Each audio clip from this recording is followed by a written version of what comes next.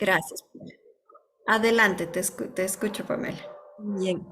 Bueno, sí, en uno de los ensayos que nos solicitó previos, había que analizar, ¿verdad?, los puntos entre los objetivos de la Agenda 2023 y yo, en mi caso, lo que hice es relacionar con el Informe Nacional Voluntario del 2021, que justamente ve los puntos de coincidencia entre la Agenda 2025 y la Agenda 2030 de la ONU. Entonces, ahí, en esencia, hay mucho que es coincidente, ¿no? Pero la retórica de cómo está redactado la Agenda 2025, pues hace que parezca que el país es netamente andino, ¿no? Porque habla desde una cosmovisión andina que le da incluso, a mi modo de vista, una personería a la Pachamama, ¿no? A la Madre Tierra. Entonces, me llamó la atención que, por ejemplo, no habla tal vez de los derechos de los habitantes, sino de los derechos de la Madre Tierra.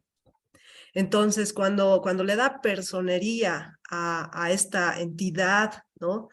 Ya está entrando en temas de retórica que sí idealizan y es romántico, digamos, este lenguaje, donde idealizan que la Madre Tierra es dador de todos los beneficios y que nosotros, como seres humanos, somos los explotadores y los que los que tenemos que cuidar más bien este ente, ¿no? Entonces, desde ese punto de vista, alguien que es de Oriente prácticamente tal vez no se va a sentir identificado, ¿no?, con esta cosmovisión, porque se ha redactado, se ha inferido desde el Occidente para todo el país. Y luego se ha intentado rescatar, ¿no?, y colocar algunos argumentos sobre los otros ecosistemas, pero la esencia misma se nota claramente que está direccionada desde la cosmovisión andina, y por lo tanto es lógico que haya generado en algún momento un rechazo. Pero es la retórica, porque en esencia lo que dice pues es cuidar el medio ambiente, y eso de ninguna manera podría estar mal, ¿no? Pero este enfoque que le han dado me parece que es lo que ha generado también esta, en algún momento este cuestionamiento a esta agenda, que en realidad está de la mano con los objetivos de desarrollo sostenible de la ONU, ¿no? Está yendo por ese camino, pero como repito, se ve demasiado sesgado, ¿no?, a mi modo de vista. Esa es mi Muchas opinión. gracias, Pamela. A ver, ¿alguien más para hacer así un tejido con lo que plantea Pamela? Son 31 participantes. ¿Alguien más? A ver, ¿qué opina? ¿Quién no nos ha escuchado? Percy Calzadilla, buenas noches. ¿Está Percy? Percy Calzadilla. ¿No está presente? Javier Tarqui. Javier tampoco, no está presente. Sí, sí, Javier, adelante, por favor.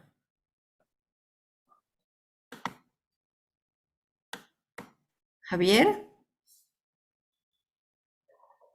Javier, ¿está Javier?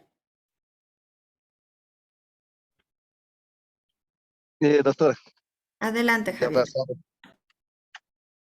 Sí, doctora, ¿me escucha? Creo que Ahora mi señal sí. no es muy buena. Sí, doctora, le decía, ¿no? Respecto a lo que mencionaba, y obviamente también un poco me voy a referir al trabajo el último que hemos realizado respecto a la Agenda 2030. Obviamente se han trazado en aquella época objetivos, metas. Por ahí un aspecto, digamos, que no estaba contemplado ha sido el COVID, ¿ya? Y esto de la pandemia del COVID ha influido en varios aspectos, en el tema que estaban proyectando educación. En educación hemos tenido un retroceso en cierta forma, por un lado, por el tema de que todos han estado los chicos, no podían salir, pero obviamente por otro lado hemos tenido el tema de la virtualidad, que en cierta forma hemos tenido que ir sobre la marcha aprender por un lado, el tema de la salud, que en realidad hemos decaído, ¿no? Y así, ¿no? Podemos mencionar varios aspectos que los cuales la pandemia nos ha afectado. Obviamente ahora cada gobierno, las mismas organizaciones internacionales tienen que hacer una especie, digamos, de replanificación, reestructuración, porque la pandemia en realidad ha ido cortando todos esos aspectos que ya estaban planificados desde mi punto de Pero vista. Javier, perdón que interrumpa. El punto era, o sea, porque es un problema global, ¿no? Como estábamos hablando de desarrollo local, Sí, yo sí. les planteaba el problema del desconocimiento de los territorios, ¿no? Y ponía a colación la exacerbación de la mirada andinocéntrica en el caso nuestro, en desmedro del conocimiento de territorios, por ejemplo, de Oriente. Sí, a eso iba, doctora, Ujú. siendo un aspecto global y queriendo ir al tema ya particular. Entonces, obviamente, esos aspectos nos han mostrado un tema global, como usted decía, nos mencionaba que en cierta forma hay respecto, pero que ha influido ya en este caso, nuestro territorio. ¿Ya? Nosotros, por ejemplo, somos regiones muy diferentes con el tema de Santa Cruz, en el tema del oriente y el occidente, el cual nosotros vemos bastante plasmado. Bueno, voy a hacer referencia, por ejemplo, al caso peruano, que es muy parecido al nuestro, está pasando el mismo problema. Pues obviamente eso va, el tema de digamos, el tema de, como nosotros llamamos el regionalismo, es un tema bastante antiguo que al final no lo estamos encarando de una forma adecuada.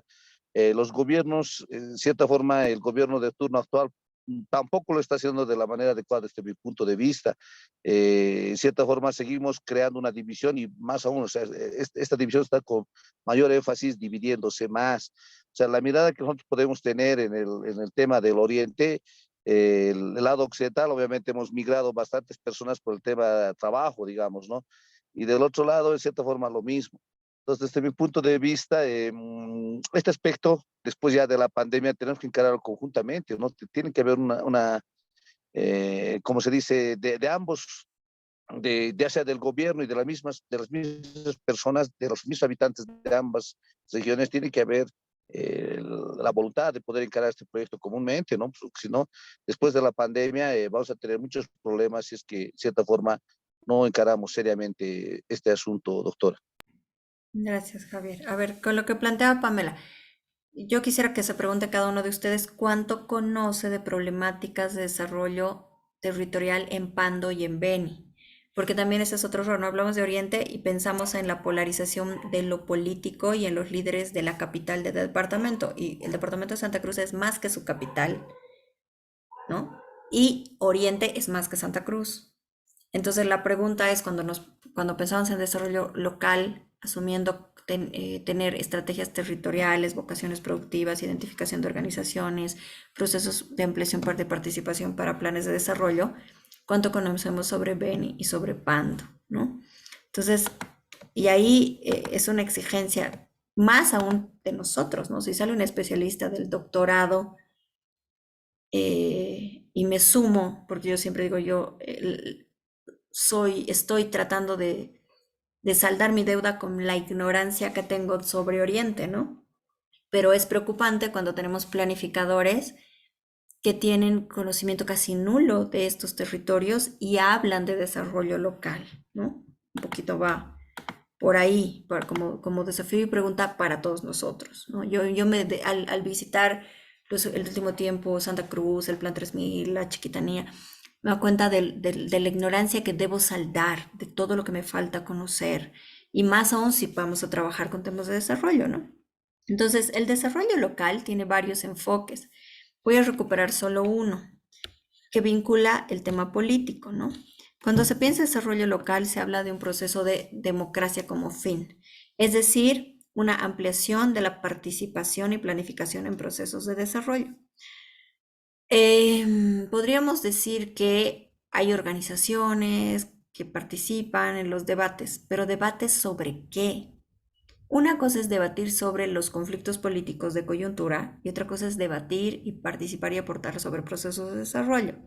Eso quiere decir cuánto estamos escuchando a agricultores, no sé, de Beni, qué hacen las personas en las comunidades para gestionar sus procesos de oportunidades de desarrollo, qué está pasando con el capital humano, con el capital social. Tengo una colega muy interesante que está haciendo su tesis de doctorado, arquitecta, que me dice, es preocupante como municipios de frontera, con perspectivas amazónicas, tienen además procesos de modernidad forzada en Pando, ¿no? O sea, una arquitectura antigua, todo está siendo rebasada por una lógica de ladrillo y cemento, y además no se está pensando un proceso de desarrollo como ciudad de frontera, ¿no? Como esta lógica fronteriza. Y decir, ¿quiénes están participando? ¿De qué manera? ¿Dónde? ¿Dónde se escuchan sus voces? ¿Qué tipo de planes tienen? O sea, más allá de cerrar filas con un sector u otro en coyunturas de conflicto, sino cómo se está participando o generando estos procesos de participación en procesos de desarrollo. Este enfoque es el enfoque neoestructural del desarrollo local, ¿no? Ahora hay otra mirada, otro modelo que es como primo hermano, ¿no? Que se llama el desarrollo endógeno. ¿Se acuerdan quién hablaba de desarrollo endógeno? ¿Alguien? Carlos Palenque. Carlos Palenque, ¿no? Entonces, este enfoque de desarrollo es una exacerbación de lo territorial, ¿no? Entonces, aquí básicamente es el proceso de repensar qué es territorio, o sea, cómo las políticas económicas deben vincularse al territorio, ¿no? Y se promueve mucho la noción del crecimiento del empleo. Ahora, un, un concepto clave del desarrollo endógeno es el uso de recursos. Ya esto es un enfoque interesante. Hay miradas de desarrollo que se focalizan en lo que no se tiene. O sea, somos subdesarrollados porque no tenemos, porque no tenemos, porque no hacemos, porque no podemos, porque hemos fallado. El desarrollo endógeno se focaliza en lo que se tiene, ¿no? O sea, ¿qué se tiene, ¿no? Para poder satisfacer las propias necesidades? ¿Cómo se puede reorganizar, rearticular estos recursos, ¿no? Hay un elemento también importante del llamado desarrollo endógeno que rearticula a un concepto problemático que es lo cultural, porque lo cultural puede ser todo y nada, ¿no? Pero habla de la cultura regional, el poder político y los recursos económicos. Entonces, una vinculación de lo político, de la noción sociocultural y la parte económica, ¿no? Entonces, básicamente es importante siempre vincular la noción territorial. Por eso se habla también de desarrollo endógeno territorial. Y se habla de que esto se refiere a cambios socioeconómicos de tipo estructural delimitados geográficamente. O sea, es decir, cómo pensamos en una ciudad fronteriza, ¿no? ¿Qué pasa cuando tenemos un boom de infraestructura en un territorio determinado? O sea, ¿qué condiciones hay en términos municipales, nacionales? ¿Quiénes son los actores, ¿no? ¿Cómo se planifica la ciudad, la movilidad urbana, ¿no? El tema de desarrollo humano. La movilidad urbana, por ejemplo, el transporte, lo que vimos del ENTA, es desarrollo humano. No sé quiénes de los presentes son de La Paz o no, más allá del debate político partidario, yo reflexionaba y estoy con ganas de escribir algo al respecto. El tema de lo público y privado respecto al transporte cruzado con desarrollo humano y social, ¿no? Un transporte en el que a la gente le importa que haya un adulto mayor, una persona con discapacidad, con silla de ruedas, es desarrollo humano. Eso significa que alguien puede ir a la universidad en igualdad de condiciones, ¿no? Que alguien puede ir a terapia y acceder a la salud en igualdad de condiciones. Que una madre no puede sentirse excluida o maltratada cuando parten y uno está con el aguayo y las dos guaguas, sino que te llevan a la puerta y te ayudan a bajar, ¿no? Es decir, es más que amabilidad, es parte del desarrollo social, o sea, es permitir el acceso a la salud, a la educación, en fin. Entonces, básicamente esto tiene que ver con condiciones estructurales, hasta cómo está regulado el transporte tiene que ver con desarrollo endógeno, ¿no? Entonces, aquí es una respuesta que tiene que ver con algunos, digamos, autores que han trabajado esto están ahí, ¿no? Franz Tudin, Friedman, Douglas, Walter Stolles, ¿no? Pero aquí les voy a mostrar después un videito, acabar con esto. Dice, se tiene que ver básicamente, tiene que ver el análisis con participación ciudadana muy acorde a las lógicas socioculturales. El concepto clave es el de recursos. ¿Dónde está? Lo perdí, pero bueno. Entonces, básicamente es apuntar, digamos, al un proceso de democratización, una planificación humanista, el estado de bienestar a la sociedad de bienestar. O sea, es decir, no solamente importa lo que yo a veces en diálogo haga. Creo que el único espacio donde hago política es en el taxi, digamos, ¿no? Porque puedes hablar personalmente con... Digo, de nada sirve que uno pueda comprarse un coche si del coche tira basura al camino, ¿no? O sea, es el estado de bienestar que te proporciona los recursos para poder acceder no sé, a bonos, digamos. Pero no hay una sociedad de bienestar que está pensando en el bien común, que está pensando en el medio ambiente, que está pensando en los otros, que está pensando desde una lógica sociocultural de comunitaria, entendiendo comunidad más allá de la comunidad rural, sino la ciudad como comunidad, ¿no? La conciencia gestora del hombre productor, es decir, una conciencia medioambiental, una conciencia que vaya más allá de la producción en sí misma. Y la conciencia política, por ejemplo, el consumo responsable. Esta mañana, un ejemplo que se extrapola a varios tipos de consumo, ¿no? Como vimos el fast fashion, la industria de la ropa. Porque no solamente el problema está quien produce, quien regula o en los gobiernos, sino también en quien compra, en quien consume, en quien contamina, que son los ciudadanos, ¿no? Y eso tiene que ver, es un espejo del estado del desarrollo. Y les decía, una persona estaba vendiendo galletas orgánicas, sin azúcar, con harina de almendra, y una persona pasa y dice, ah, yo hago eso por 2 bolivianos. Sí, pero con harina normal, lleno de azúcar y grasa. ¿En qué sentido? Que la lógica de seguridad alimentaria no se tiene como un valor relacionado a la salud de los niños, el bienestar y el tipo de productos que se utilizan, ¿no? Entonces, el tipo de consumo, ¿no? Tiene que ver también con nuestra responsabilidad en temas de desarrollo. Y eso es lo que plantea el desarrollo endógeno, que también tiene que haber una política, y esto se resuelve en la educación. No tengo idea, no revisé en detalle la nueva currícula debatida de educación. No sé si están temas ambientales concretos como lógicas de consumo también, ¿no? El tema de la depredación, el despojo de los territorios, el tema del consumo, consumismo, pero no en desarrollo es la lógica, en América Latina hay un discurso de victimización, ¿no? Siempre la culpa la tienen los otros. Pero esta problemática de desarrollo nos hace preguntar qué políticas educativas hay en relación al capital humano y pensar consumo responsable, ¿no? La cantidad de bolsas plásticas que consumimos cada día nos hace ser los igual principales contaminadores y destructores del territorio. Si no llevamos la bolsita de tela al pan, ¿no? También somos responsables de la enorme contaminación, no solamente las empresas o las grandes industrias. Entonces, se trata de extrapolar eso y de pensar políticas al respecto, ¿no? Consumo responsable. Hasta aquí voy a mostrarles un video.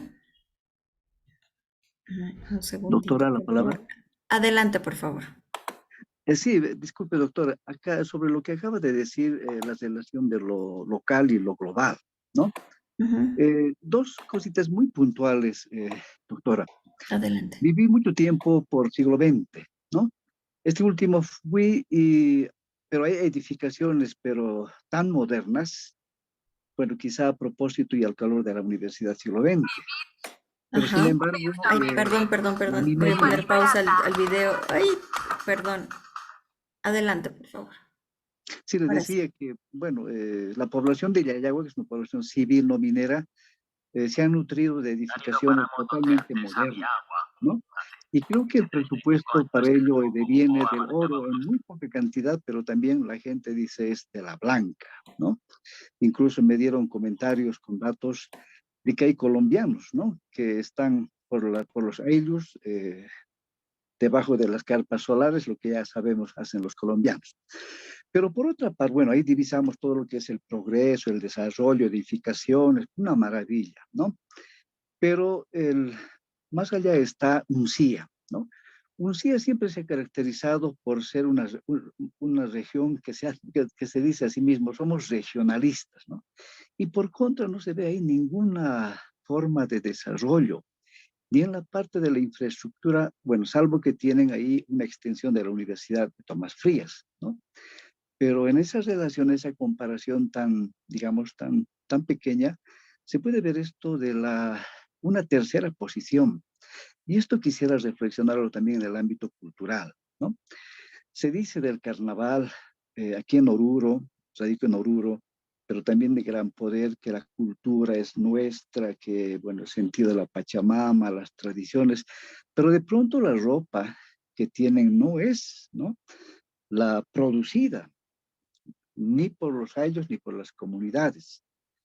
Entonces, el no juzgar ni lo uno ni lo otro, sin ser antropólogo también doctora, García Canclini tiene un libro intitulado Culturas híbridas, ¿no? Y a partir de eso quizá pudiéramos entender que esta forma de captar, de jugar con lo local y lo global, una suerte de un tercer espacio, ¿no? Transfronterizo, él lo llama, donde es posible, ¿no? Que podamos entendernos manejando estas dos formas culturales, pero también modernas, ¿no? Quizá atípicas, en el sentido muy sociológico, Silvia Rivera llama a los chejes, ¿no? Es decir, no son ni lo uno ni lo otro, pero que otrora se pensaba, no se pensaba que iba a suceder una suerte de hibridación, era imposible, pero que ahora esta forma cultural desde una visión antropológica que se está dando, ¿no? Ahora, bueno, esto no tiene que ver nada quizá con un desarrollo económico como la que proyecta, sin embargo, también esto deviene, ¿no? Cómo debe ser la estructuración de políticas de desarrollo cuando realmente los municipios de ambas localidades que le mencioné tratan de encarar las producciones que ellos tendrían que realizar, no solamente para las cuestiones festivas, sino también en cuanto a desarrollo, considerando la participación de mujeres, de otras capas sociales que no cuentan con algún trabajo regular. Eso es todo, doctora. Muchas gracias. Sí, aquí, pero algunas precisiones, ¿no? Está el debate de la ética del desarrollo, o sea, y la lectura esencialista en el segundo punto. Hay varios conceptos, ¿no? Uno, el de Zabaleta, que habla del abigarramiento, ¿no? Es decir, no es que somos ni lo uno ni lo otro, sino que somos lo uno y lo otro, ¿no? Es decir, tan tradicionales y ancestrales como modernos y globalizados, ¿no? Es decir, hacemos preste con reciprocidad andina, pero a la vez se usa celulares, se trae grupos internacionales y se baila reggaetón, ¿no? Es decir, conviven. Otro es eso, no somos lo uno y lo otro. Y lo de Canclini tiene que ver más con que lo popular se vuelve moderno, se occidentaliza, se vuelve una otra cosa. Un poco eso, ¿no? Como, no sé, los vestidos de las mises con manta, ¿no? Es decir, lo esencial se globaliza, lo tradicional se articula. Ahora, en el segundo punto es un tema de esencialismo, que nuestros discursos son hiperesencialistas, ¿no? Lo nuestro, hay que desarrollar lo nuestro. Pero ¿qué es lo nuestro? Los hilos con que se bordan no son de acá, son made in China. Entonces, ¿hasta qué punto es ese discurso de lo nuestro y el desarrollo? Es una romantización de lo local. En el primer punto hay varios temas éticos que nos dicen, ojo, el tema de seguridad, de trata, de depredación a los territorios es un problema local, global y local. Y el discurso sobre el desarrollo, pónganse a pensar las veces que ustedes han visto más edificios y digan, ha desarrollado ese lugar.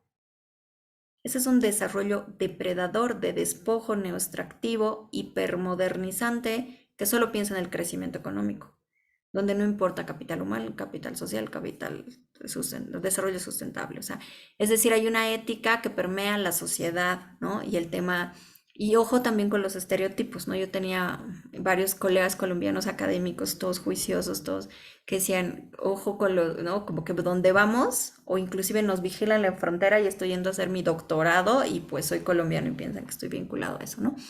Entonces, hay problemáticas de la ética, ¿no? La presencia de trata y tráfico, de drogas, de prostitución de niñas y adolescentes, que todo el mundo hace vista ciega donde hay instalación de mineras o hidroeléctricas, que tienen que ver con estos problemas, ¿no? Muchas gracias por los datos, además. Miren, vamos a ver un video para hacernos preguntas, ¿no? Un árido páramo donde antes había agua.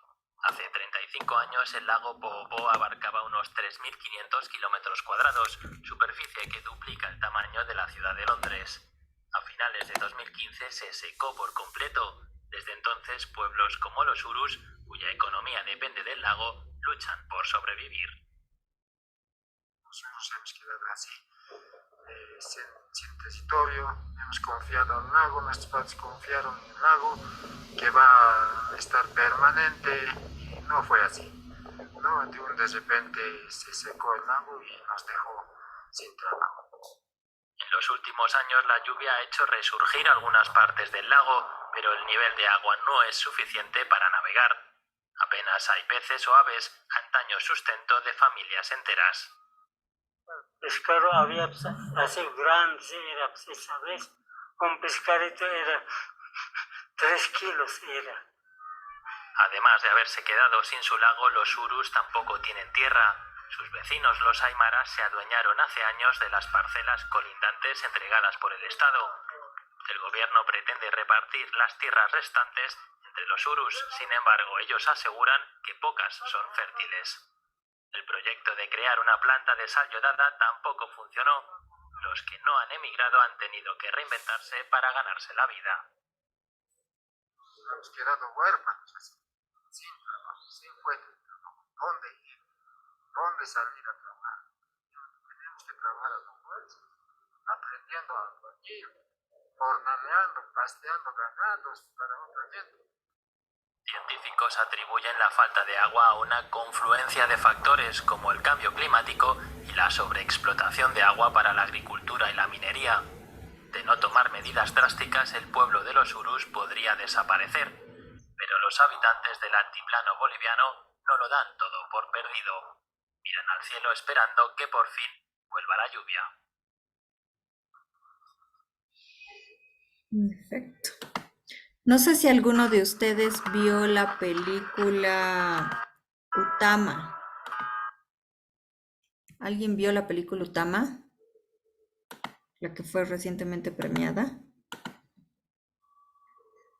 Nadie, se las recomiendo. Es parte de la cultura general ahora, yo creo. Y justamente plantea este tipo de problemas, ¿no? Porque se habla de desarrollo local. Se escribe en la agenda patriótica u otro tipo de planes. Y no es que está mal escribir lo que dice ahí. No conozco a nadie que estaría en desacuerdo con decir que hay que defender, digamos, no sé, estos derechos, pero hay que ver las prácticas, modelos y modos del desarrollo. Y básicamente el tema, en este tema del Popo, ¿qué problemas, por ejemplo, identifican ustedes? ¿Qué problemas de desarrollo identifican?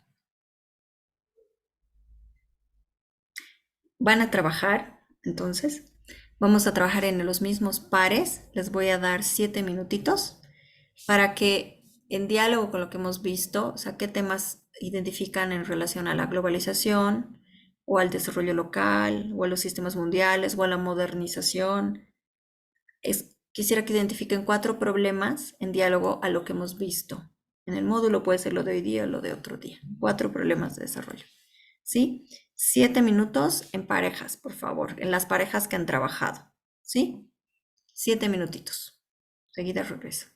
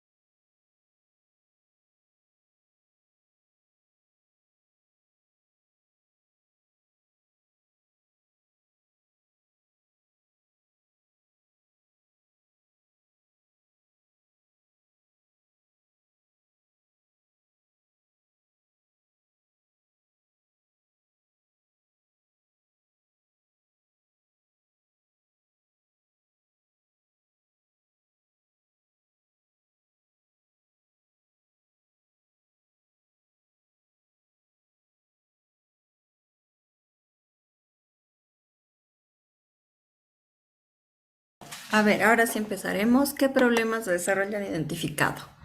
Según lo que hemos ido viendo. El grupo de Edgar Quispe. Edgar, buenas noches. Edgar, ¿está Edgar? ¿Está Edgar? ¿No está? Me hace empezar que Doctora, tenga buenas la noches. conexión. Adelante, por favor, ustedes, entonces, Reina. Eh, Hemos identificado 4 problemas a partir de la sequía, vamos a decir, o desaparición del lago Popó, ¿no? Ujú. Primero, evidentemente, es una pérdida a la biodiversidad. No solamente hemos perdido el lago en sí, sino en la vida, l- l- los pescados, ¿no? Los pececitos.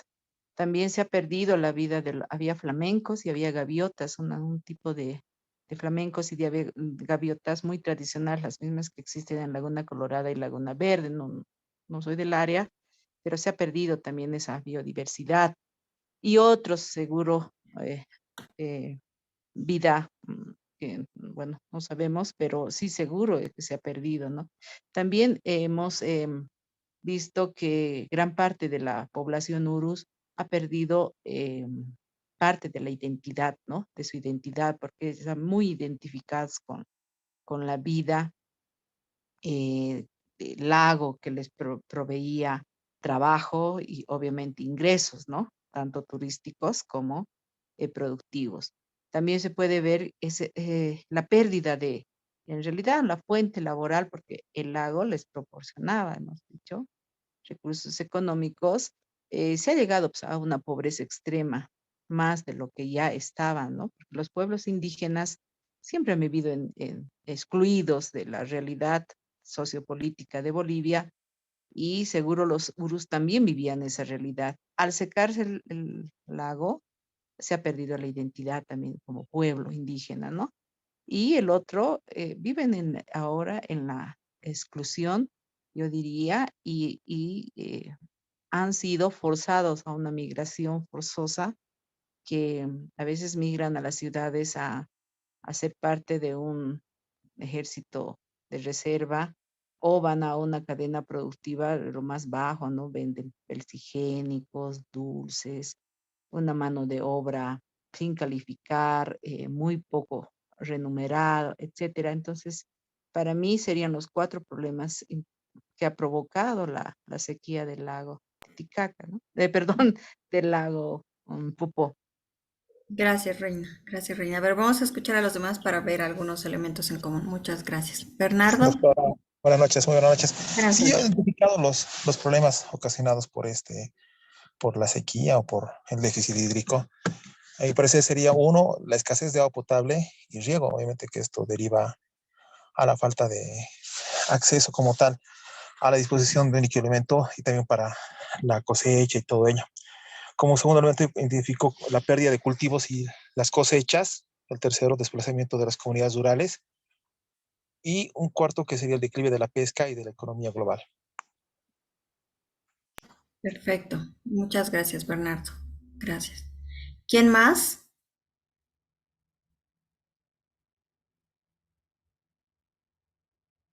¿Quién más? Somos 33 en aula. Como les decía, pienso que ponen que se Doctora, conectan y no están en clase. Dilman, doc- adelante, por favor. sí, sí, doctora. ¿Cómo está, doctora? Muy buenas noches y de igual Buenas manera a noches. los compañeros. Bueno, de parte de Tarija, doctora, hemos identificado como uno de los problemas fundamentales es el desempleo. Aquí en Tarija la gran mayoría estamos desempleados, seamos profesionales o no, pero hay una enorme estadística de desempleo. También hemos sufrido en estos meses atrás las heladas. Después de Todos Santos, seguía helando, le cuento, y bueno, ahora ha afectado bastante en la producción de la uva, de la papa. Después se vino la sequía, también que es otro problema que está azotando seriamente en nuestro departamento. y la carencia de agua, de agua potable en la ciudad, que, que está siendo también un tema crítico y que nuestras autoridades por estos 4 problemas no están trabajando, digamos, ¿para qué? Para fortalecer estos problemas o dar solución. Los están dejando pasar de que ya se va a solucionar por los desastres naturales, y bueno, no hay una solución. Eso quería yo hacerle conocer y bueno, considero de que sería fundamental, ¿no? Que las autoridades, digamos, darían solución o Gracias. vieran alguna alternativa. Gracias, Irman. Y en relación al video del Popo, Bueno, he visto de que es seriamente, ¿no? Que está ocurriendo no solo, digamos, en el lago Popó, también en nuestros ríos, en nuestras quebradas, relacionando, estamos en las mismas situaciones. Ahí tenemos ríos en Tarija igual y se está viendo de esa manera, ¿no? Y que está cada vez escaseando el agua y muriendo los peces, gente que se dedicaba antes, digamos, a la pesca de mojarritas que llamamos aquí, en cambio allá creo que tiene otro nombre, y está ocurriendo, digamos, lo mismo. La sequía igual ha afectado bastante en ese tema. perfecto. Gracias, Dilma. Muchas gracias. ¿Alguien más? Mejor si es de otro departamento igual. Doctora, Adelante, por favor. buenas noches, doctora, buenas noches, compañeros. Bueno, triste, ¿no? El video y también se está reflejando no solamente en ese suceso que nos acaba de mostrar, doctora, pero también tras buscar algunos datos por el Google, me llamó la atención esta palabra, doctora. Ya no somos más los hombres del lago, había mencionado uno de ellos. Si el lago se va, nosotros también. Este mensaje o este párrafo corto da a conocer, y tras leer este párrafo me he podido percatar de que tras esta sequía a nivel del lago Popó, ha habido una pérdida de una cultura importante de vida. Aparte, para ellos era una fuente de vida, una fuente de subsistir de cada familia. Entonces ha habido una pérdida del fuente de trabajo de las familias que vivían alrededor del lago Popó. Por lo tanto, también ha generado, como decía la compañera, que exista una extinción de la fauna, siendo ya no este lago funcional. ¿Por qué? Porque ya no iba a haber un crecimiento adecuado de la vegetación y obviamente también la fauna y la biodiversidad se encuentran afectados. Por lo tanto, también ha habido un ecosistema lacustre afectado. Y lo que llama la atención, y también tras la lectura y tras el video, doctora, es que las personas no solamente han perdido algo material, su fuente de trabajo, sino también han perdido la identidad de su propio ser, su cultura, que lastimosamente el pasar de los años va a generar de que no exista tal habitante nacido o de las riberas aledañas al lago Popó, porque la mayoría va a emigrar, ya sea a lugares cercanos o alejados, pero va a haber esa pérdida de identidad cultural que lastimosamente, como yo soy de La Paz y soy alteña, lastimosamente uno se sienta, cuando la identidad se pierde de una persona, la esencia de la persona se va perdiendo, lastimosamente genera de que la cultura también disminuya y eso se ha visto no solamente con el video, sino también con otras costumbres, entre ellos, por ejemplo, Halloween y Todos Santos. Y al ver todos esos videos y esas lecturas, doctora, se puede ver de que lastimosamente nuestra identidad, nuestra cultura se va perdiendo con toda la modernización que se está presentando. Gracias, doctora. Gracias. Bueno, algunos hilos, ¿no? De lo que mencionan. Esta es una consecuencia integral, porque hay temas de problemáticas migratorias, procesos de migración local, no precisamente por decisión autónoma, por buscar nuevos horizontes, sino porque básicamente se mata la vida humana, porque no es sostenible la vida y la cotidianidad, ni la preparación de alimentos, ni el derecho a la alimentación, ni a la salud, ni a la vida sin agua, ¿no? Se afecta el derecho a la salud, a la educación, a la vida misma, ni qué decir la parte productiva, un proceso de migración local, pero si notan todas las problemáticas de este video, son el espejo de la mirada hegemónica del desarrollo como sinónimo de crecimiento. Perfecto. Solo focalizar el tema del ¿O no? crecimiento ¿Sí? económico. Omar, perdón, está ¿Sí? con su audio en otra conversación. Entonces, básicamente, si ven, en este punto hay una exacerbación del crecimiento. Estamos bien, hemos mejorado, hemos empeorado, lo que fuere, pero ninguno de estos componentes está viendo elementos como estos: sustentabilidad, el tema del modo del desarrollo, de la sostenibilidad de la vida misma, el derecho a la vida. Sin agua no se puede sostener la vida, ni la vida humana, ni comer un alimento, ni sostener la menstruación de las mujeres, ni la salud de los enfermos, ni de los adultos mayores. Es una afectación profunda al derecho a la vida y es una consecuencia del desarrollo como sinónimo de crecimiento, y es el espejo de la retórica del desarrollo local sin conocimiento de los territorios, ¿no? Vamos a ir a otro concepto, el etnodesarrollo, que se puso muy en boga desde esa perspectiva más esencialista de lo cultural. Es peligroso porque especialmente en países como el nuestro, especialmente en el área andina, hay una simbiosis a veces problemática, a veces amable, digamos, de lo local y lo global, pero la mirada del etnodesarrollo es una perspectiva muy antropológica del desarrollo. Yo diría muy idealista también, porque se asume que es necesario recuperar la experiencia histórica, los valores de los pueblos, y en algunos casos sí, pero por ejemplo en el video señala el cómo hay una depredación territorial de un pueblo indígena con otro, como pasa también en las plantaciones de coca en el Tibnis, ¿no? Es un pueblo indígena con otro y uno avasalla a otro. Entonces la idealización de lo esencial pierde de vista que dentro de los propios pueblos indígenas hay relaciones de poder y despojo y depredación que se explican por otras aristas, ¿no? Entonces acá solo con decir indígena o campesino estaría bien, y hay que ver las prácticas concretas en los territorios, ¿no? Entonces viene de una perspectiva muy antropológica, como dicen acá, es esta decisión social sobre los recursos culturales, no los recursos naturales. Y bueno, otro concepto vinculado también es el desarrollo comunitario. Justamente acá el concepto de comunidad podríamos debatirlo, decir solo se trata de sectores rurales, indígenas, o también hay otra lógica de pensar la comunidad. Esa tiene que ver mucho con la perspectiva de identidad, pero el concepto de identidad es altamente peligroso, ¿no? Porque la identidad es la antítesis de la pluralidad. O sea, yo quiero ser yo, para mí somos esenciales, que no vengan de otra región, que se vayan a su país, dice, ¿no?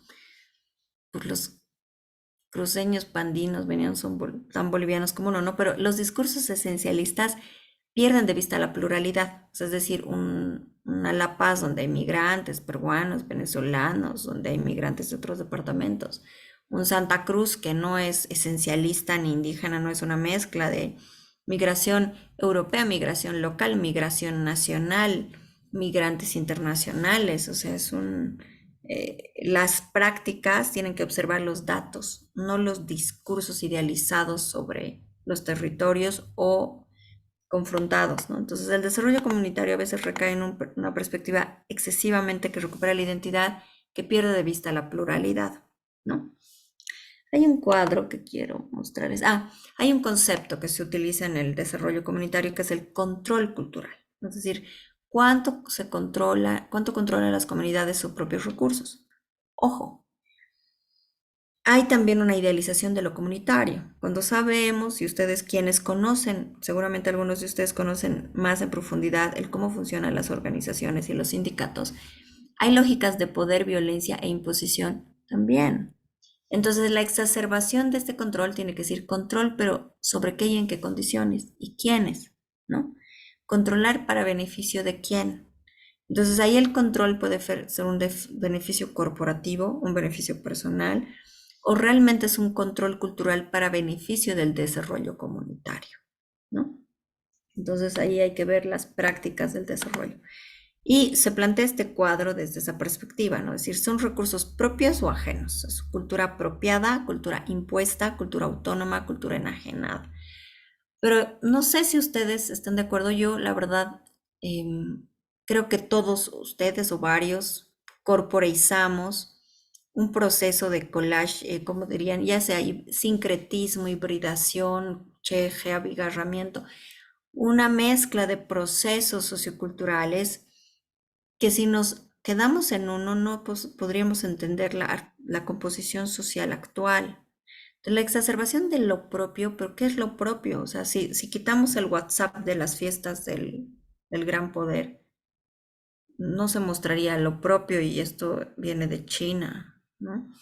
Entonces, y de la gran industria del capital. Entonces, ojo con este tema de la enajenación o la imposición, ¿no? Porque a veces son procesos espontáneos, históricos, intencionales, buscados por los propios actores que van generando un repertorio cultural, ¿no? Es decir, ampliamos o reducimos. Quien conoce desde la Aptapi hasta la Loma Santa guaraní y cómo funciona el mercado de ensamblaje en China tiene más repertorio cultural y eso no significa que haya procesos de identificación o referencia, ¿no? Pero no precisamente por ampliar el repertorio cultural hay una transgresión del desarrollo, ¿no?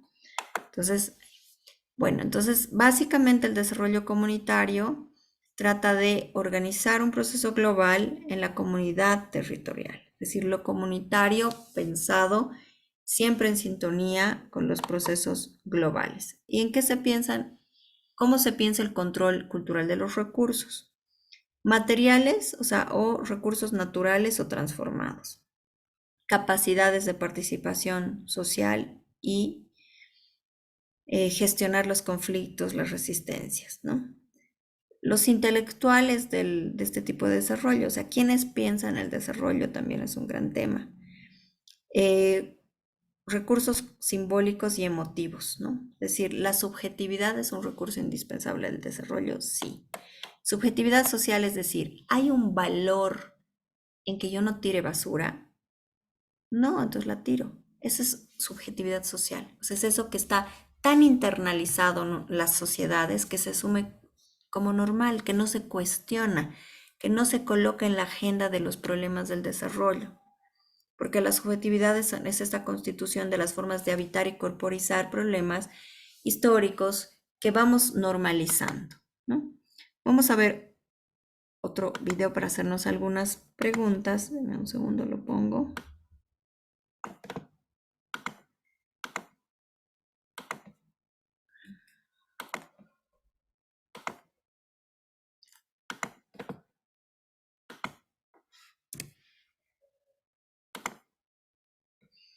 Un segundo, por favor.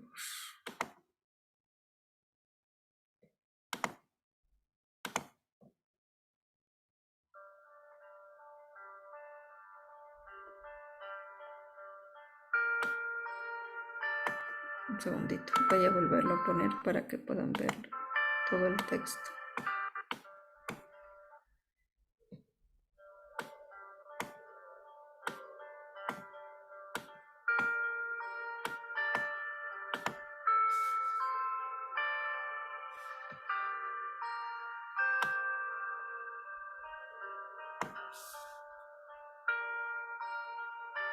Tener una muerte materna es muy doloroso.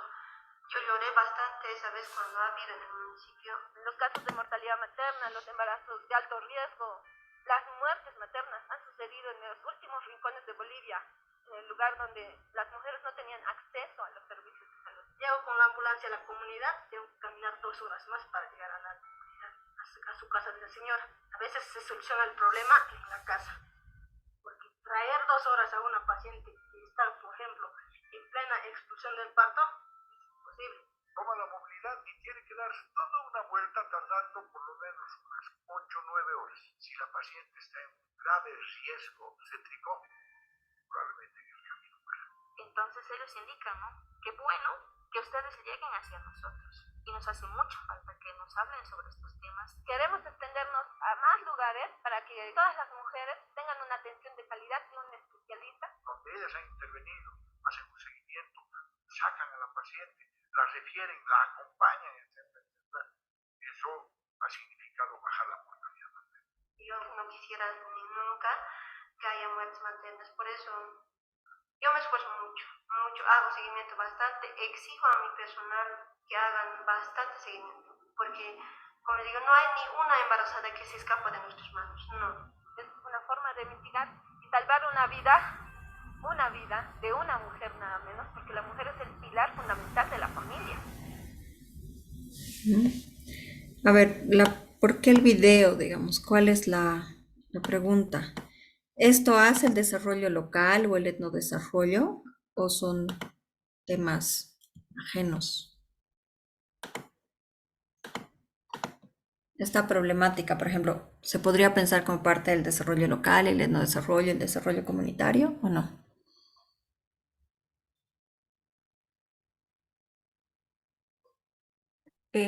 Yo creo que sí, doctora, porque el IDH, el Índice de Desarrollo Humano, se compone de todas estas aristas, ¿no? La educación, el bienestar, la salud, entonces, desde luego que sí.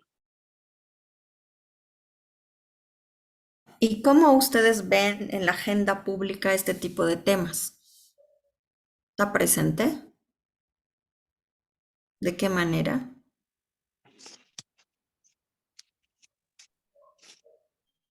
Por lo que yo pude revisar, hay metas muy altas, realmente hasta el 2025, eh, claro que eran 10 años, ¿no? Desde el 2015 hasta el 2025, pero habla, por ejemplo, de erradicar la mortandad, la mortalidad, ¿no? De erradicarla y estamos muy lejos de eso, ¿no? Entonces pienso que las metas que se han planteado han sido tal vez muy retóricas, pero los planes y programas que han seguido no han concretado esos índices, ¿no?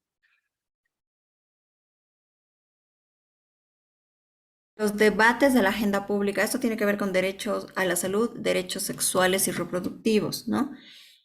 Está en la agenda de los municipios, o sea, no les digo está en el documento, o sea, ustedes en el debate público de los problemas del desarrollo del país, ¿qué relevancia se le da? La palabra, Marcelino, doctora. adelante. Sí, es el del área de la salud, ¿no?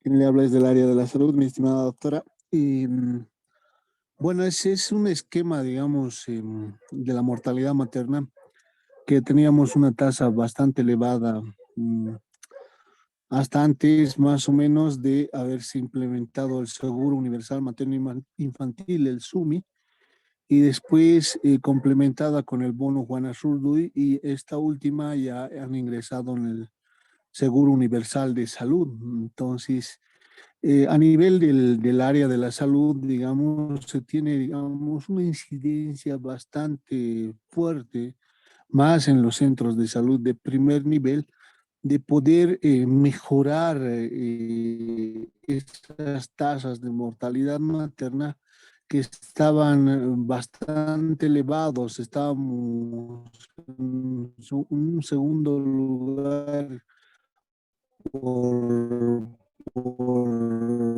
por, digamos, por encima de Haití en mortalidad materna, pero con los programas implementados que le decía el bono Juana Zurduy, acercarse a los centros de salud para hacer un control prenatal, porque el control prenatal es necesario para evitar la mortalidad materna y neonatal también, e infantil más adelante. Y en ese tenor, con esos programas de salud ha ido disminuyendo la mortalidad materna. Y está contemplada también en los objetivos de los ODS. También.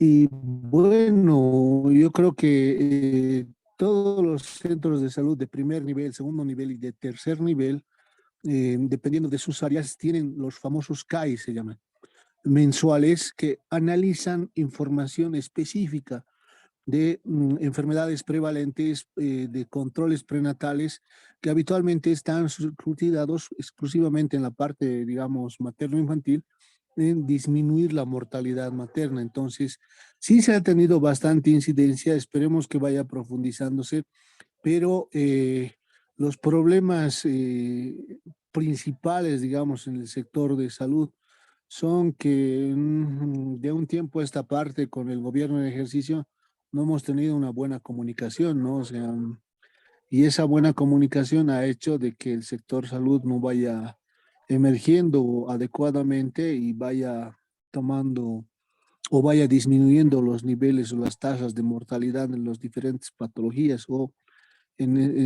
disminuyendo la incidencia de diferentes patologías prevalentes.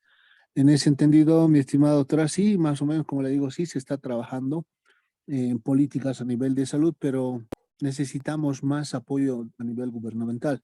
Y esto está directamente relacionado con lo que es el desarrollo no solamente económico, sino también el desarrollo del índice de desarrollo humano de nuestro país, mi estimada doctora. Pero sí se va trabajando, pero necesitamos hacer mejoras sustanciales.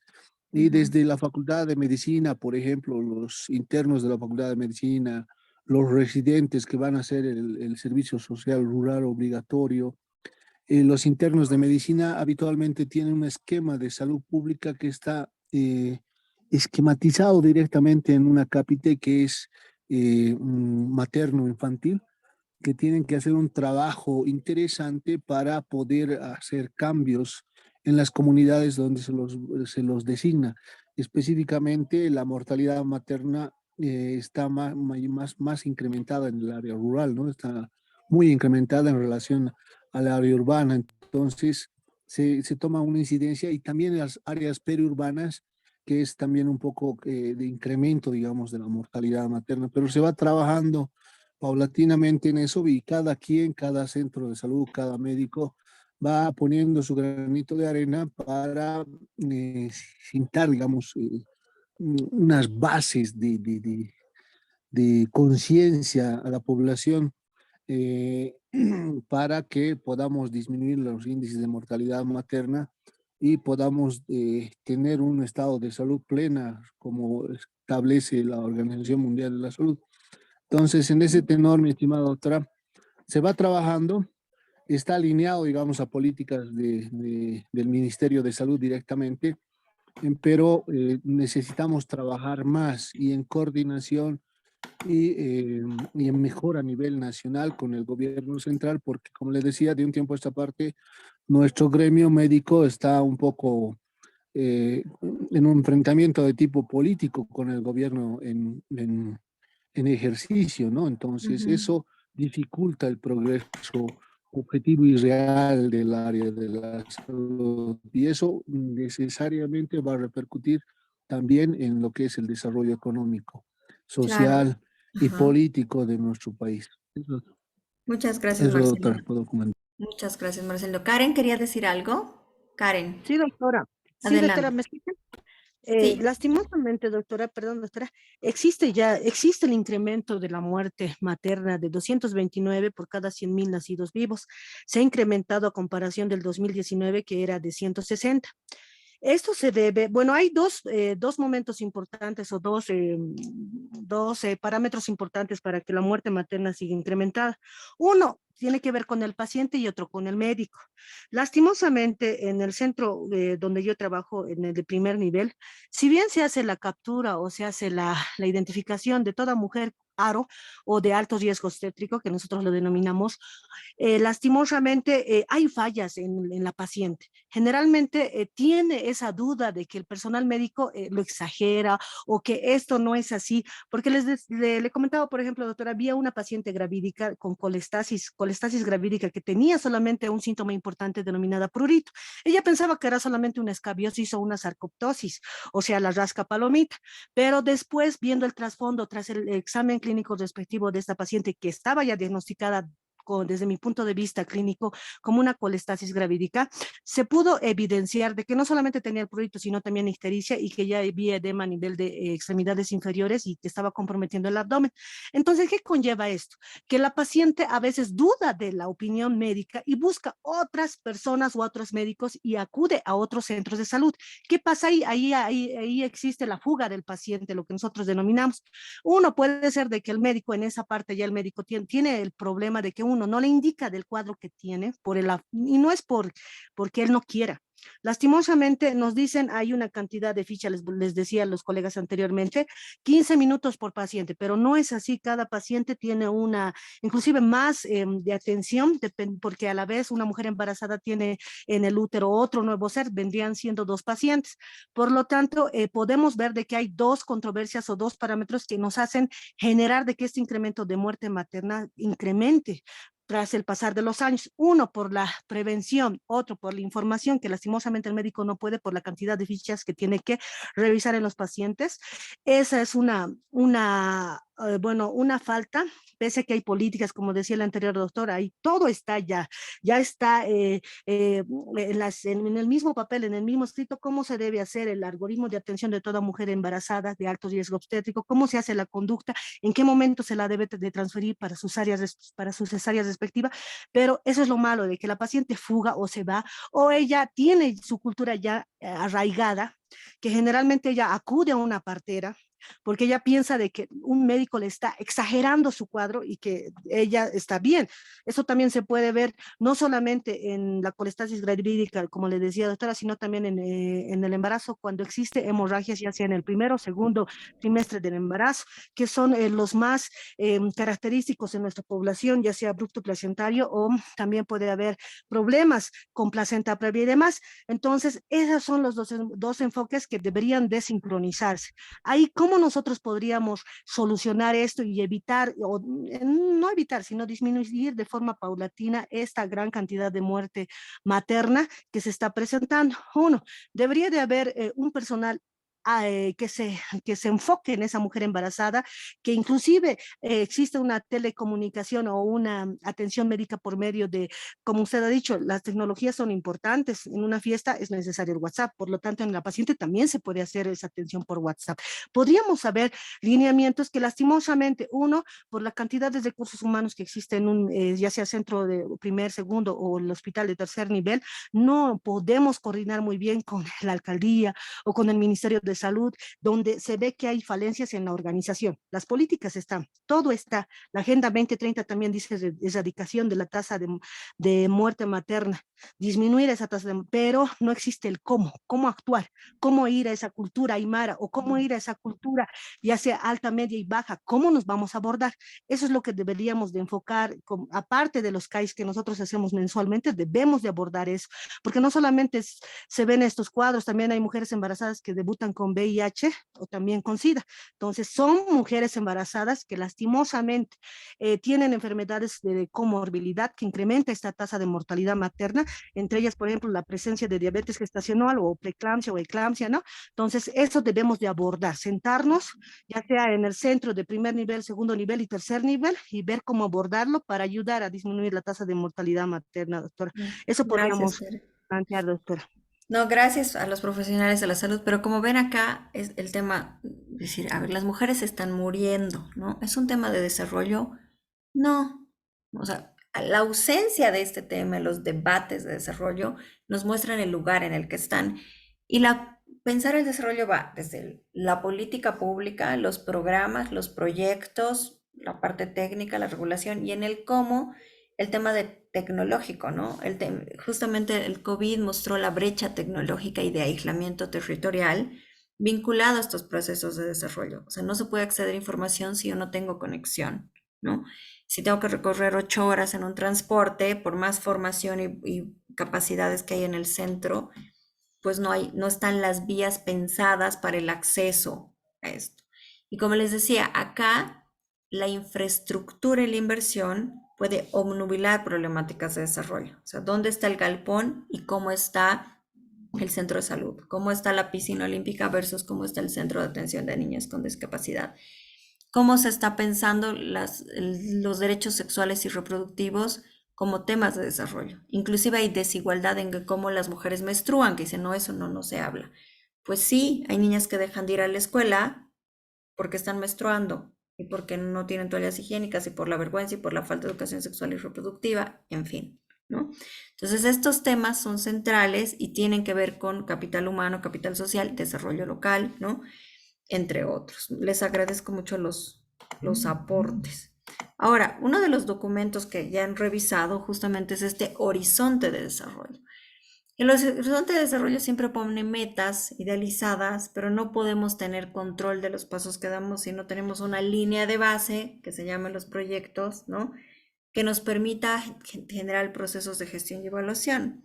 La línea de base sería en concreto saber cuántas niñas de los municipios conocen sobre menstruación, cuántas mujeres asistieron con partera y cuántas no.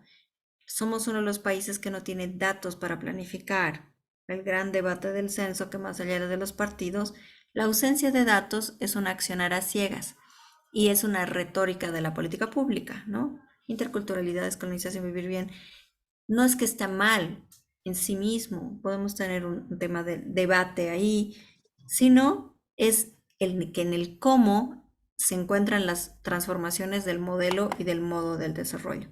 Justamente hay un debate en el que se acuerdan que se llamó desarrollo alternativo, pero no se refiere al desarrollo alternativo solo relacionado al tema de la coca, de las plantaciones de coca, sino decir, cuando se piensa en alternativas para el desarrollo, pareciera ser que en nombre de alternativo se quiere pensar otra tecnología, otra economía, otros saberes, otra concepción de progreso, hasta que se desdibuja de tal manera que queda en retórica, ¿no? Porque no se tiene un proceso técnico para llevar a cabo un horizonte de eso. ¿Qué necesitamos? Necesitamos una línea de base, un conocimiento sociocultural de los territorios, ¿no?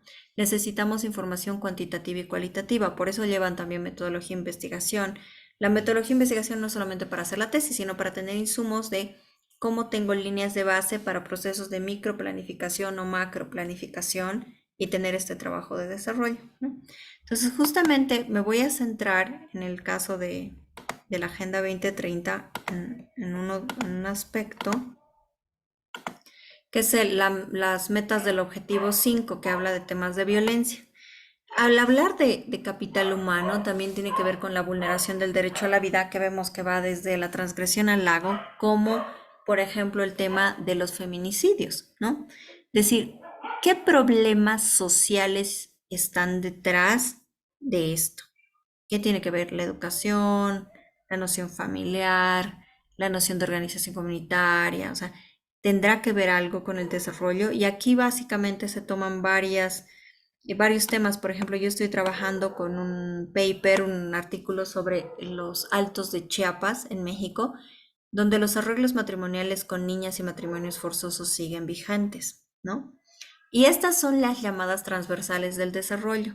Los modos y modelos de desarrollo ahora desde la perspectiva, digamos, de Naciones Unidas, tiene la transversal de interculturalidad, la transversal de género, pero género a veces las personas tienen anticuerpos, decir, no, es el tema de la diversidad sexual.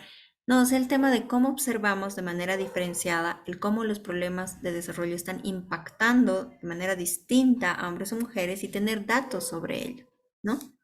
Entonces, en este caso, decir cuántas personas mueren en manos de su pareja o su expareja o parejas emocionales, cómo esto influye al tema de desarrollo, qué pasa con los niños, qué pasa con los huérfanos de estas familias, se insertan en procesos de educación, qué tienen en temas de salud mental o socioemocional, ¿no? Qué tipo de espacios de educación van a recibir a partir de este evento, ¿no? Entonces vamos a ver otro video relacionado. Me dicen si no sé, ¿se ve el video en puerta? Sí, doctora. Sí, se ve. Perfecto. Como es largo, vamos a ver solo un pedacito y les voy Sí. a pasar el link. ¿Sí? Extrema de violencia del hombre hacia la mujer no tuvo un nombre. El término feminicidio ha surgido para visibilizar un horrible problema de nuestras sociedades: el hecho de asesinar a una mujer por ser mujer. A través de 3 casos en Sudamérica, en Bolivia, Perú y Ecuador, nos sumergiremos en esta triste realidad, pero también conoceremos los esperanzadores pasos que se han dado para que estas realidades dejen de reproducirse. Estamos en la localidad de Ancoraimes, en el altiplano boliviano, donde Juana Quispe fue concejala. 2 años después de su asesinato, sus hermanas siguen luchando para que se haga justicia. Juana Quispe fue víctima de feminicidio político. Este es el barrio de Huachipa, en Lima, capital de Perú. Los padres de Ruth Thalía Leoncio Sayas y Vilma Sánchez todavía no logran reponerse de la pérdida de su hija. Una joven de 19 años que fue asesinada por su expareja tras participar en un programa de televisión. Y el último caso, ocurrido en Esmeraldas, Ecuador.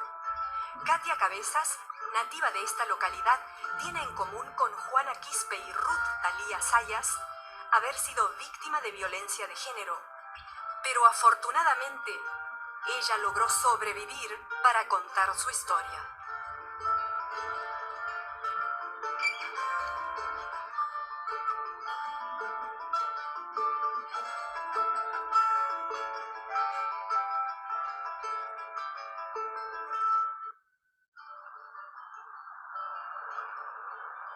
La provincia de Esmeraldas no solo vive de la pesca, sino también de la palma africana y otro tipo de cultivos, labores en las que se utiliza mucho el machete. Esta herramienta de uso común en muchos países latinoamericanos es un cuchillo grande de filo agudo que sirve para podar todo tipo de plantas y abrirse paso en la selva. Con un machete así, Katia fue atacada por su expareja y perdió su mano derecha.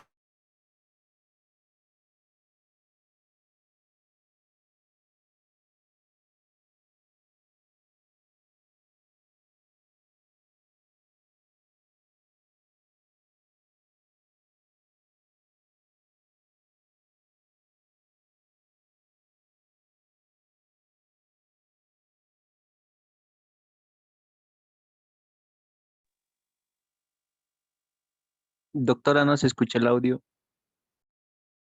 Conmigo, ¿Ahora sí? Tata Negra, amor, Ahora sí. Katy. Sí, ahora Así, ¿No? yo quería, estaba lavando se escucha platos, él ahora. me ayudaba Ya se escucha. a lavar platos, a guindar ropa, así, para que me confundí prácticamente. Después del mes supe que él jugaba naipe. Y a mí no me gusta el hombre que juegue naipe ni tenga así vicio. Entonces yo le dije que fuera dejando el naipe porque no me gustaba. Él me lo prometió que sí lo iba a dejar, pero no lo dejó nunca. Como él nunca iba a dejar el vicio, yo no iba a poder seguir con él. Entonces él me contestó que yo lo era dejando por otro hombre. Y le dije, yo no te dejo por ningún otro hombre, sino que ya no quiero convivir contigo, porque tú no vas a dejar el vicio. Y empezó a decirme palabras, que yo era palabras vulgares. Ya fue cosa que él se fue de la casa, eso como a las 8 de la noche. Ya cuando él vino a hacer lo que iba a hacer, que iba a matarme, ya eran las 12:30 de la noche. Ya cuando sentí que él ya empezó a tirarme piedra a la casa, a dañarme la puerta. Yo me encontraba sola en el momento porque mis hijos me habían pedido permiso para venir acá donde mi mami. Entonces yo agarré el teléfono y empecé a marcar a la policía. Fue cuando ella ingresó a la casa, me agarró a golpe, me llevó a rastra por aquí hasta allá. Y ya cuando me jalaba, me daba con el machete. Luego cuando yo traté de correr, ingresar a la casa vuelta, y luego cuando él me voló la mano, fue aquí, en este medio. Y después que me voló la mano fue cuando él ya corrió con el machete. Y ahí yo entré al cuarto, agarré una sábana y me envolví la herida y salí afuera gritando.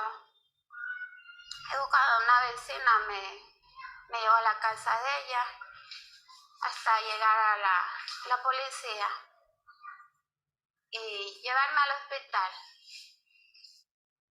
Mientras era atacada, pese a lo evidente de la situación que se prolongó por largas horas, no fue ayudada por la gente de su barrio. Al inmenso dolor que significó la agresión en sí misma, se le suma la tristeza por la indolencia de sus vecinos y vecinas. Nadie defendía, así, esperando más que mi cuerpo quedara ahí sin vida, porque nadie, y escuchaban. da harta pena y lástima que haya gente todavía así en esta vida, que vean matar a otra persona y no nos defiendan para nada.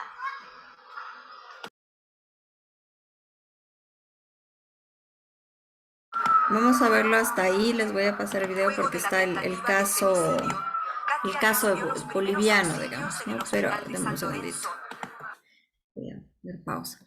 A ver, ¿qué problemas de desarrollo están detrás de estos casos de feminicidio? Claro, el debate tenía un estudiante de posgrado que decía, no, también matan a los hombres. Sí, pero la criminalística ya históricamente ha atendido el caso de las asesinatos, digamos, entre pares hombres, ¿no? Entonces se acuña una categoría cuando aparece un fenómeno social o político y se lo etiqueta, ¿no? Como nepotismo, ¿no? Hay gente que empieza a emplear a sus parientes, dicen, vamos a poner una categoría, pues nepotismo. Hay mujeres que van muriendo en manos de sus parejas de manera sistemática y de formas crueles, altamente crueles, y pues se acuña una categoría que es feminicidio. La Agenda 2030 establece entre sus metas la reducción de violencia a niñas y mujeres como parte del desarrollo social, pero en el imaginario de las sociedades, hablando de pasar del estado del bienestar a la sociedad del bienestar, aún se asume estos temas como privados, ¿no? Son problemas privados, pero en realidad son problemas públicos. Están afectando temas que tienen que ver con la respuesta a la seguridad ciudadana, con el tema de la salud mental y socioemocional de los núcleos familiares, con los temas de la orfandad y el empleo de precario y el abandono escolar de algunos niños, el tema de que esto también es un espejo del tipo de educación que se recibe, no solamente en las familias, sino también en las escuelas, ¿no? ¿Qué otros temas están relacionados a esto? ¿O ustedes están de acuerdo en que aún se maneja como un tema privado, con un problema privado y no un problema público? Es decir, que no es una anécdota, sino ya hay una recurrencia, un patrón social que puede explicar problemas de desarrollo. Hay un montón de participantes que no hablen, como les digo, asumo que están conectados y no están siguiendo la clase. ¿Alguien quiere plantear algo al respecto? ¿Patricio? Doctora, buenas noches. Sí, bueno, Adelante. cuando una persona, digamos, vulnera el derecho de otro, yo pienso que ya pasa a un orden público, ¿no? Entonces, ahí veo bastante, bueno, dos puntos, ¿no? Que en el video se mostraba, cómo está la sociedad, la apatía de la sociedad, ¿no? El núcleo, cómo se ha ido creando o la enseñanza o la crianza de esa persona, ¿no? Y creo que es global, ¿no? Porque mismo los vecinos, al no decir nada, entonces también forman parte de esto, de esta, digamos, de esta acción criminal, ¿no? Que ha pasado. La otra parte es también de la parte de la policía, ¿no? Ya se escucha bastante que a veces no se hacen, digamos, algún trabajo serio, ¿no? Para, digamos, cortar, digamos, ¿no? O frenar este tipo de actos que pueden suscitarse en algo más crítico, ¿no? En algo más trágico quizás. Entonces, ahí se ve a una persona que está quizás totalmente, digamos, al abandono, ¿no? Por parte de la sociedad, de los vecinos y también de quizás de la autoridad que tendría que apoyarla, ¿no? Ujú. Es yo puedo indicar, doctor. ¿Cuál es el tratamiento actual que se le da a este tema? ¿Se lo asume como parte de problemáticas de desarrollo o cuál es el abordaje que se le está dando en nuestro país?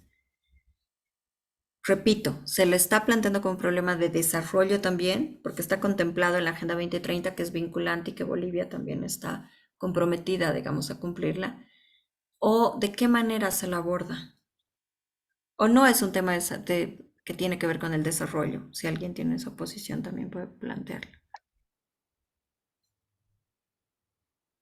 Eh, Bueno, solo para terminar, sí pienso que no está planteado en la agenda, pero igual que el anterior caso de la compañera del tema de salud, ¿no? Falta una normativa rígida que haga cumplir estas normas, estas leyes, que se cumplan, digamos, y que se sancione, digamos, al que no ha cumplido, ¿no? Eso es lo que veo que falta, porque Pero miren, aquí hay un tema, Patricio, claro, pone a colación, dice falta, pero la política está, tenemos la ley 348, la ley de violencia política también. Ahora, ojo, es lo mismo para todos.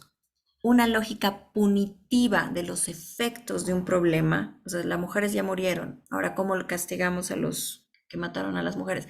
¿O cómo se puede abordar a partir de una política de desarrollo? ¿Qué elementos podrían estarse trabajando, digamos? Es parte del desarrollo social, desarrollo humano, desarrollo económico. ¿En qué aspectos, en qué campos se puede trabajar estos temas como política? Hay dos participantes que están levantando la mano. A ver, voy a verlos. Pamela y Juan. Pamela. Sí, doctora, si me permite, estos casos de feminicidio y también el tema de la desatención de las mujeres gestantes, el primero creo que se podría abordar desde el punto de vista de desarrollo a través de la infraestructura, porque eso ya es algo concreto, ¿no? Por ejemplo, existen reglamentos donde indican que uno no puede estar alejado más de 30 minutos de un centro de salud, por ejemplo, ¿no?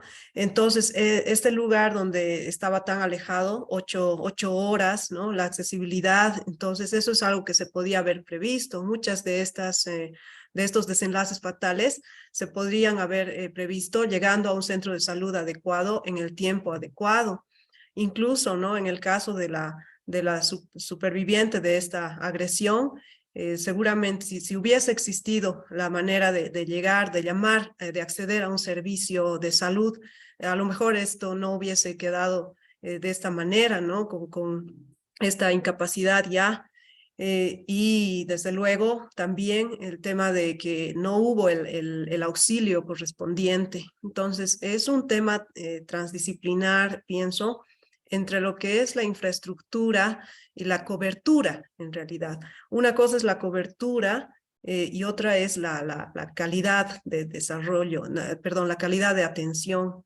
Entonces, por más de que hayan centros de salud de primera, pero que están en las ciudades o alejadas, no se puede acceder a tiempo, entonces aquello tiene este tipo de desenlaces fatales, ¿no? Y con respecto a la pregunta de cómo se está abordando desde el punto de vista judicial como policial, ¿no? Eso es algo que la policía investiga y da a conocer a la sociedad, pero no existe un programa de desarrollo que llegue realmente a prevenir estos casos, sino más bien solamente a informar, ¿no? Esa es la manera. Y tampoco se hace un seguimiento posterior, no se investiga sobre estos efectos para llegar a estas causas y evitar que en el futuro, por ejemplo, los hijos de las víctimas que han presenciado este hecho, pues no llegan a conciliar psicológicamente lo que ha pasado, no son tratados y lamentablemente en el futuro, quién sabe, van a repetir esta conducta porque no han recibido esta atención integral para ser ciudadanos que no tengan este tipo de traumas, ¿no? Habría que Gracias. investigar también a los perpetradores. Exactamente, el enfoque es punitivo judicial, o sea, te castigo, ¿no? Y te encierro, ¿no? Y ni siquiera pasa eso, ¿no? Es decir, no se está viendo como un problema de desarrollo. ¿Cómo generamos capacidades y potencialidades que no solamente sean intelectuales, sino sociales y de convivencia? Este es otro enfoque de desarrollo, ¿no? Entonces, en los modos de desarrollo, cuando ya llevamos a terreno, a campos y problemas específicos, nos tenemos que hacer preguntas si necesitamos datos, porque si no caemos, ¿no? Sí, nos tenemos que respetar entre seres humanos. Ok, ¿cómo? ¿No? O sea, en este problema concreto, ¿cómo podríamos plantear desde una perspectiva de desarrollo y no de castigo? Porque si no, solucionamos todos los problemas encerrando a todo el mundo, ¿no? Al que tira basura, al que pega mujeres, ¿no? Pero decir, pero ¿cómo logramos que eso se cambie desde una perspectiva de desarrollo humano social, ¿no? Gracias, Pamela. Le doy la palabra a Doctora, Juan y a Gustavo. Juan, muy bien, doctora, buenas noches, colegas, buenas noches. Justamente lo que usted decía, doctora, a mí me parece que parte desde el punto de vista educativo. ¿En qué sentido?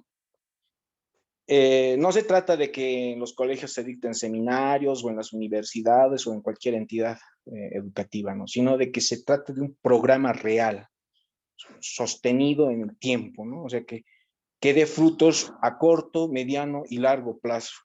Porque la verdad es que, por ejemplo, desde mi punto de vista y por las situaciones que yo he podido ver con mis propios ojos, la ley 348, por ejemplo, es un negocio redondo para fiscales y policías. Hay que ser sinceros y directos con este detalle. Mire, desde el punto de vista educativo, ¿por qué? Un fiscal sin ética, sin moral, un policía sin ética, sin moral, donde lo que corre es dinero, ¿no? Y hay gente que no tiene dinero, por ejemplo. Entonces, ¿cómo esto no va a repercutir en el desarrollo social de un país, de un pueblo? ¿Sí? Pero querer colocar parches, o sea, leyes tenemos, normativas tenemos. Hace un momento se decía normas rígidas, ¿no? Existen las normas. El problema es que, como usted bien decía, doctora, nos vamos al grano, ¿no? A castigar y juzgar, ¿no? Pero en la prevención no debería ser un spot publicitario simplemente. Debería estar enmarcado en la educación desde el kinder, la escuela primaria, secundaria, la universidad. Debería ser, o sea, esto debería ser política de Estado, ¿no? Porque somos en millones comparados con otros países, no somos nada, tenemos muy poca población y la verdad es que a veces a uno le hace pensar que no se puedan lograr programas educativos reales, ¿no? Que puedan de verdad llegar al fondo de este problema, porque todo parte por educación desde mi punto de vista, doctor, en ese aspecto. ¿Sí? gracias, Juan, muchas gracias. Gustavo, luego Toribio. Gustavo, Buenas noches, doctora. buenas Yo noches. también quería puntualizar que tal vez los lineamientos, la normativa es fuerte respecto a los derechos de las mujeres en Bolivia, pero no se está cumpliendo o siguen creciendo los índices de matanzas y de violencia. Hay que mejorar en el desarrollo de los colegios, hay que también apuntar a lo que es otro tipo de enfoques como los de Japón. Ahí ven la honorabilidad de las personas, ahí ven directamente las cárceles también, no van, digamos, a castigar, sino quieren algo productivo. Entonces, tal vez los enfoques están no son tan buenos en Bolivia. Por Ujú. ejemplo, en ese caso que estábamos analizando, debería, a la llamada de la señora, la policía tendría que llegar. Respecto al enfoque de desarrollo, falta de infraestructura, falta también de equipos, ¿no? De camionetas y de la mentalidad de la policía, porque la policía les llamas y normalmente tarda media hora, una hora después de que ha ocurrido el crimen. Ujú. No hay una buena evaluación de la policía, cómo están haciendo su trabajo. Deberían tener indicadores de cuántos casos han resuelto, cuántos casos han atendido. Ellos más directamente buscan otras cosas, ¿no? Beneficios tal vez personales o ven directamente que van, como se puede decir, a trabajar, a ganar el sueldo, marcan sus horas y listo. Ahí también falta ese enfoque también que tenemos que empezar a cambiar los indicadores del trabajo. O sea, hay harto por trabajar en Bolivia, eso quisiera decirle, doctor. Sí, y pensar en capital humano también implica el tipo de capacitación real que recibe la policía. O sea, no es recitar una norma, ¿no? Sino es el manejo de técnicas, de protocolos, de empatía, de principios con pertinencia sociocultural. Es decir, cuando pensamos en desarrollo humano, ¿no? Estamos pensando en distintos públicos meta objetivos, ¿no? Y como ven, hay una lógica policíaca y una retórica de la norma. En Bolivia el desarrollo a veces se explica por el fetiche a la ley. O sea, tenemos la ley y por tanto la realidad mejoró. La ley solamente es como la carta de intenciones y el horizonte hacia el cual debe caminar lo institucional, lo regulatorio, ¿no? Pero si no tenemos los otros aristas, no podemos hablar de desarrollo integral. Y si notan, tenemos una conciencia crítica muy empobrecida, pensando que solo basta crecer económicamente. Y estamos descuidando estas aristas de desarrollo que hace lo político, hace lo social. Toribio, y cerramos. Toribio. Bien, gracias doctora, buenas noches. Simplemente quería complementar acerca de las muertes de las mujeres, donde indicaba de que no hay justicia, ¿no? Entonces, es verdad o sea, no existe en Bolivia más que todo justicia, ¿no? Entonces, parece que la justicia está dividida en dos partes, digamos, ¿no? Uno, digamos, para los que tienen plata y para los que no tienen plata. Entonces, los que no tienen plata, digamos, no existe justicia, ¿no? Entonces, de ahí que se puede ver que las instituciones del sistema judicial son muy débiles, ¿no? Entonces, tal vez ahí sí tendría que fortalecer las instituciones del sistema judicial, ¿no? Casos de la fiscalía, casos de los juzgados, casos de los policías, ¿no? Entonces, de ahí que se puede ver que no estamos comprendiendo, creo, lo que usted indicaba, doctora, acerca del desarrollo humano, ¿no? Entonces, tal vez eso nos falta, ¿no? A pesar que en las unidades educativas se están trabajando actualmente mucho con la prevención de violencia, ¿no? Entonces, eso tal vez de esa parte estaríamos yendo hacia el desarrollo, ¿no? Humano, pero creo que nos falta para vivir en una sociedad pacífica, digamos, ¿no? Doctora, entonces tal vez algún momento vamos a llegar a una sociedad pacífica y nada más que nos quería aportar, doctora. Gracias, Toribio. Solo para cerrar, miren, como ven, cuando aterrizamos la teoría de la modernización, la globalización, tenemos que ver que no es uno o lo otro. De pronto en nuestro país convivimos con un enfoque de desarrollo local que se ha adjetivado como intercultural, etc., articulado con lo global, pero necesitamos datos y necesitamos descentrar el enfoque de desarrollo al crecimiento, porque si no tenemos un país, uno de los países con mayores índices de feminicidio, más contaminados, pensando que por tener dinero podemos llenar de mercurio los ríos. Entonces, bajo esa perspectiva, lo que les quiero plantear es que en sus ensayos no caigan en la retórica del desarrollo, que miren de manera muy crítica la norma, porque si pensamos que las cosas han mejorado porque existen ciertas normas, la norma es una arista posible del cambio y hay otras, las prácticas, los procedimientos, los problemas concretos y los datos territorializados de los problemas. Entonces, háganse preguntas de desconocimiento, ¿no? No recaigamos en repetir lo que ya sabemos. Es decir, ¿qué está pasando, no sé, con la muerte, con la prostitución infantil en este tema donde hay una petrolera, ¿no? ¿Qué temas, qué pasó con los urus? ¿Qué está pasando actualmente, ¿no? ¿Qué pasa con la basura en Uyuni, ¿no? ¿Y qué elementos hay más allá de la basura? Otro tema es, no podemos ver un tema como ambiental, es socioambiental, es socioterritorial.